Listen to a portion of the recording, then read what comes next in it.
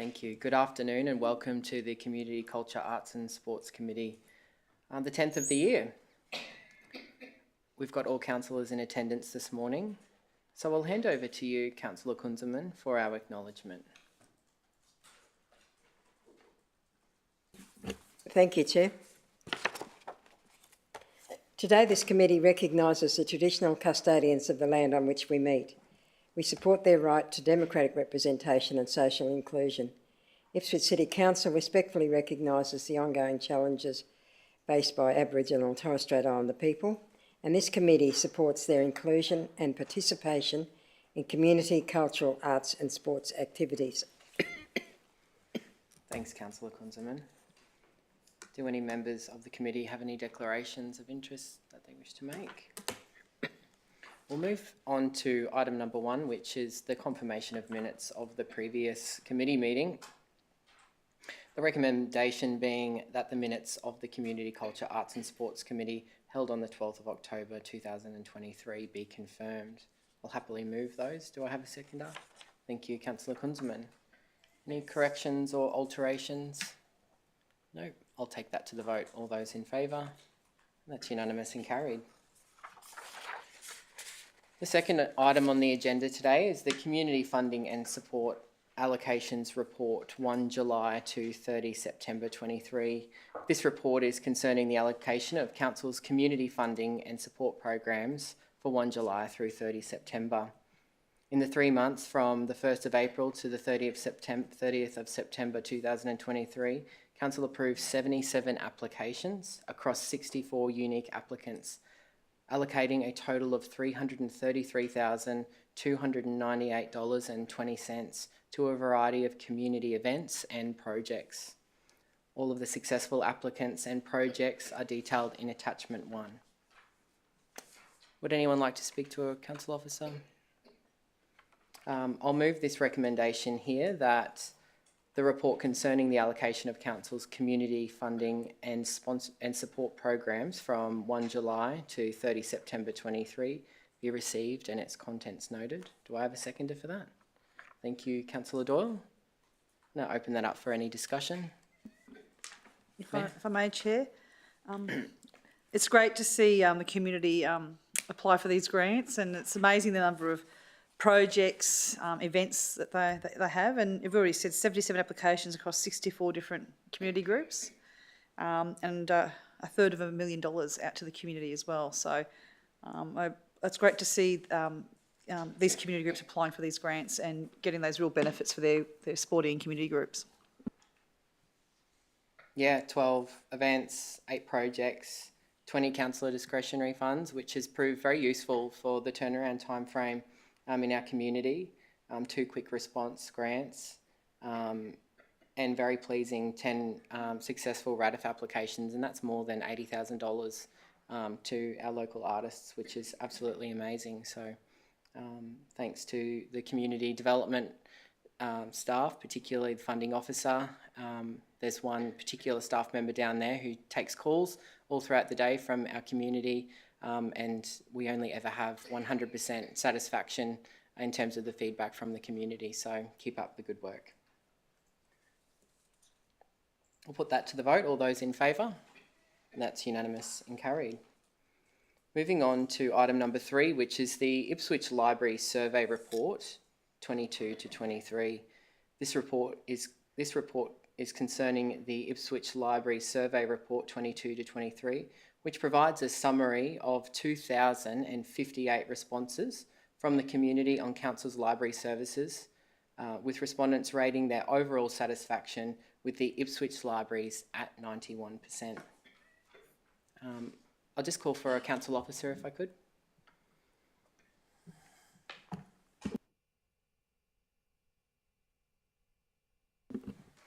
Thank you, Ms. Sini.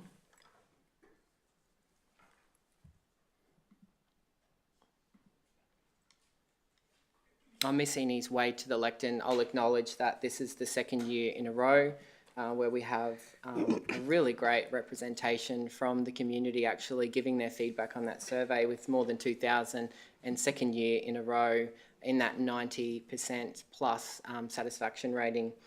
I asked Ms Sini to address us this morning just to ask a couple of questions that we've been talking about since I became aware of this report, noting that there has been a slight drop in the satisfaction rating and some of the theories that we have behind this result, and maybe some of the things that have been going on in the library, in this last year.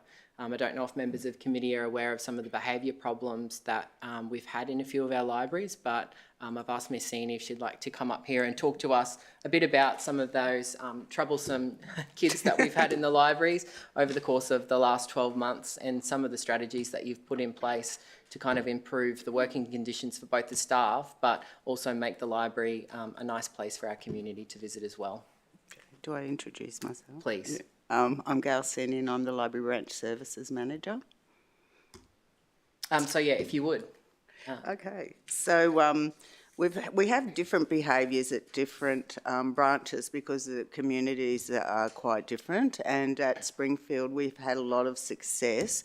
We need to take a multi-pronged approach with the behaviours, just having security calm or training up our staff. So a few of the things, we've worked with Safe City, QPS and the police liaison officers at Springfield and Orion Management, so they've been really helpful, and obviously workplace health and safety to really upskill our staff and make them feel supported so that they can manage the unacceptable behaviours.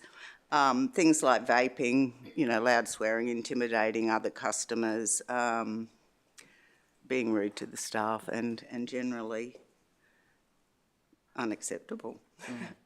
So the strategies that we used at Springfield and have been really successful, one of the main things we looked at was environmental design, and that was a conversation that we had with Queensland Police.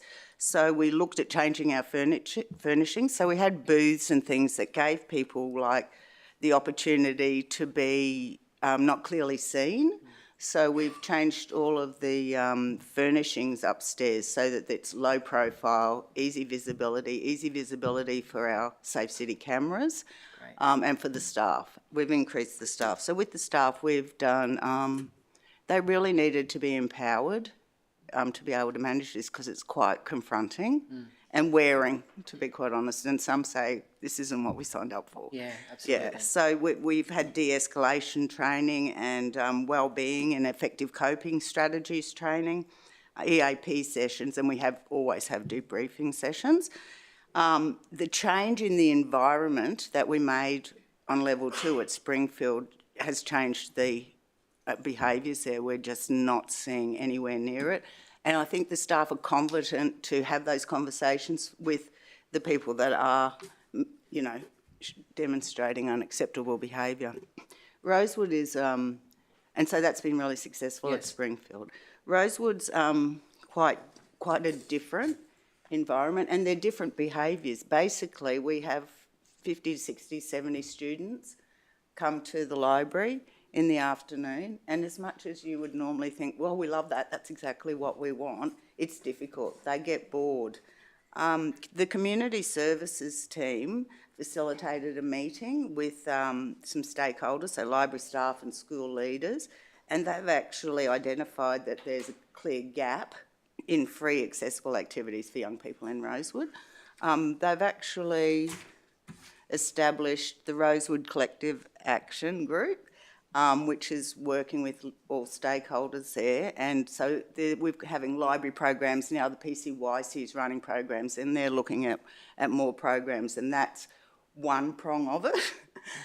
We're looking at different models for security guards, and obviously we're doing that, have done that environmental design. So we've removed the booths, trimmed the trees so that the cameras can have a better look, but it's not just one solution, so it is. We've gone and addressed the students on assembly.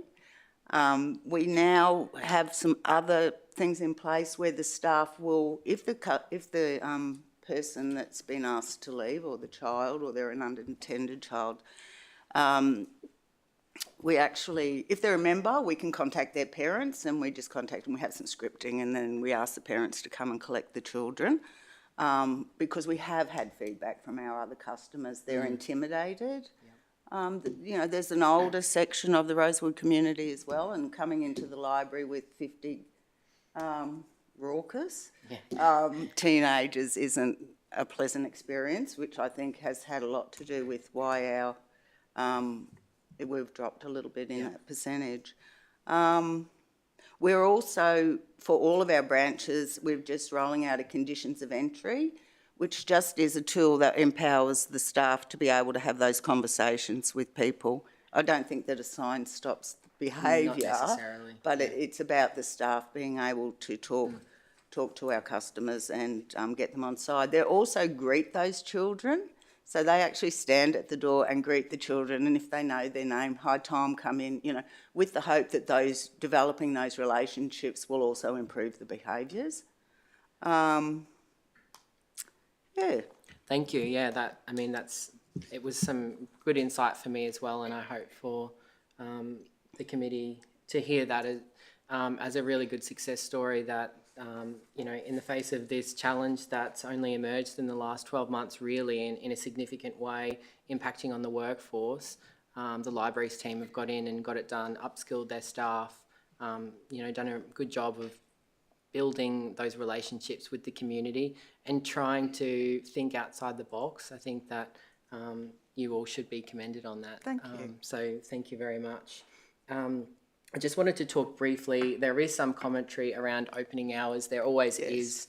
People would like to see, our libraries open in longer hours. Are there particular branches that are crying out for it more than others? Of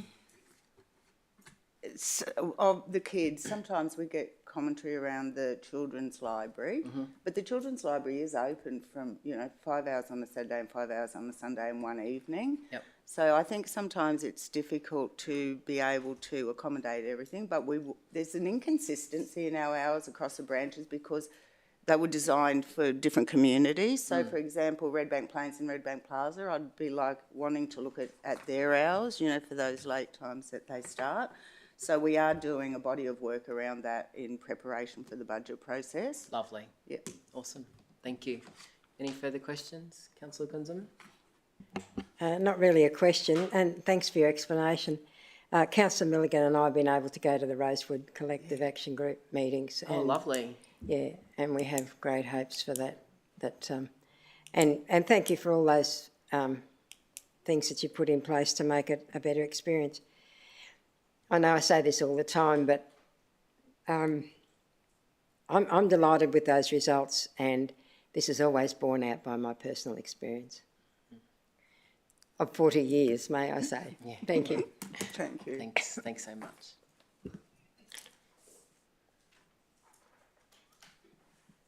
The recommendation here is that the Ipswich Library Survey Report 2022 to 2023 be received and its contents noted. I'll move that, and seconded by Councillor Kunzelman. I now open up for any discussion. Just in closing, I want to pick up on one comment that was featured in the survey from a de-identified user of the libraries that says, "Keep fostering excellence in your staff. They are some of the kindest, most patient humans I've ever encountered." So isn't that lovely? I'll take that to the vote. All those in favour? And that's unanimous and carried. Item 4 today is the Ipswich Youth Advisory Council 2023. This report is concerning the Ipswich Youth Advisory Council program and goes into quite a amount of detail about how the organisation has been using young people on our journey to better consult with members of the community. The recommendation here is that the report concerning the Ipswich Youth Advisory Council be received and its contents noted. I'll move that. Do I have a seconder? Thank you, Councillor Kunzelman. Now I'd like to open that up for discussion. And I do just want to not only commend the young people that are giving up their time. We see attendance is still pretty strong across the cohort. So, they should be commended for giving up their time. But I also just wanted to highlight how the organisation has really used this group to consult on so many important documents to us. I mean, the Access and Inclusion Plan, we've got them involved in the legacy planning. All of these important aspects of council decision making, we've been able to take to the Ipswich Youth Advisory Council for their thoughts, views and feelings, and they've been able to be captured. I mean, we sit through briefing sessions where we have officers come to us, they're talking us as a council through you know, new works that they've got planned or strategies that they've got planned. And often when they loop back with us on the consultation element, we're hearing that they've gone out to the Ipswich Youth Advisory Council. So I've really enjoyed that, and the report certainly suggests that the young people, the members of IAC, you know, find value and meaning in that as well. I'll take that to the vote. All those in favour? That's unanimous and carried. Item number 5 is the... Oh, sorry, Councillor Kunzelman. No, that's okay. We can, we will indulge. Thank you, Chair. I just note that the next round of recruiting is going on, and I just urge councillors to see if they can do their part in the community to let people know that. Absolutely. We've all got lots of schools in our division that we can reach out to as well. It's a good time of year to engage. Certainly those students who aren't going through the trauma of grade 12 right now, but the younger ones. Item number 5 this afternoon is the Customer Experience Quarterly Report, September. This is the usual quarterly report that we've been receiving on the really important work being undertaken by the Customer Experience team. Would any member of committee like to speak to a council officer? Well, the recommendation here is that the September 23 quarterly report concerning the Customer Experience Program of Work be received and its contents noted. I'll move that. Do we have a seconder? Thank you, Councillor Kunzelman. I'll open that up for any discussion. I just want to highlight, and I did highlight for the committee when this came around last quarter, that there would be a slight change in reporting, and Ms Chandler spoke to us on that. But with the IAP actions being closed, there's new focuses and new projects for the CX team that'll be rolling out. Pretty excited to see what response we get back from the market once we finally scope up the procurement documentation for the Voice of the Customer program to help us better capture that feedback from our residents who contact us every day, continue to do that journey mapping as, you know, as our residents, you know, go through the organisation. And I'm particularly excited, and thanks to Mr Pole and you, CEO, that those dropped calls will be reported through to ELT monthly now. So that's a really important piece of work that I think that gives accountability out to the organisation, and I understand it will be received with open arms, and we'll do our best to ensure that we're getting back to our residents, because that was highlighted in the Triple B report as something that needed to be a focus, and the way that the CX team through Mr Pole, through you CEO, have dealt with that by elevating it to the highest level at ELT has shown how important it is, and your commitment to our residents to ensure that we are getting back to them in a timely manner, and that we are delivering that customer service that we so desperately aspire to within the CX strategy. I'll take that to the vote. All those in favour? That's unanimous and carried. Which brings us to the conclusion of today's committee meeting at 3:25 p.m. The Economic and Industry Development Committee will commence at 3:35 p.m.